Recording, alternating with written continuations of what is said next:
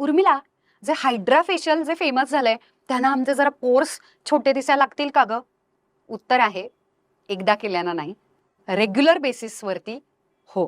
त्याचं कारणच असं, मायक्रो डर्माब्रेशन असेल किंवा हायड्रा फेशियल जे फेमस झालंय नाव सध्या, याच्यामध्ये काय होतं, मुळात याच्या मशीन्स आहेत, याच्यामध्ये ह्युमन हँड्स वापरले जात नाहीत. त्याच्यामुळे ना कंट्रोल्ड एक्सफोलिएशन होतं. म्हणजे संपूर्ण चेहऱ्यावरती जी त्वचा वरची खराब झालेली झडलेली त्वचा एक्सफोलिएट करून टाकायची आहे, ती मशीननं केल्यामुळे त्याचा वरचा लेअर परफेक्ट निघतो आणि त्याच्यावरती हायड्रेशन पण जे होतं ते पण खूप चांगलं होतं आणि ते पण मॅन्युअली न होत असल्यामुळे मशीनचा वापर केल्यामुळे खूप परफेक्ट होतं. म्हणूनच आता जिथे मशीन आहे तिथे ते मशीन चांगलं आहे का, ते वापरण्यासाठीचे सर्टिफाईड लोक आहेत का, हे सगळं बघण्याची गरज आहे. म्हणूनच अतिशय स्वस्तात काहीतरी आहे, कुठेतरी कसेतरी ऍड बघितली, कुणीतरी काहीतरी सजेस्ट केलंय, म्हणूनच अतिशय पैसे कमवणाऱ्या कमर्शियल शेडी स्किन क्लिनिक्समध्ये जाऊ नका, जिथे सतत डॉक्टर्स अवेलेबल असतात. 4 पैसे जास्त गेले तरी चालतील, पण रिझल्ट तर पाहिजे, उलटं व्हायला नको.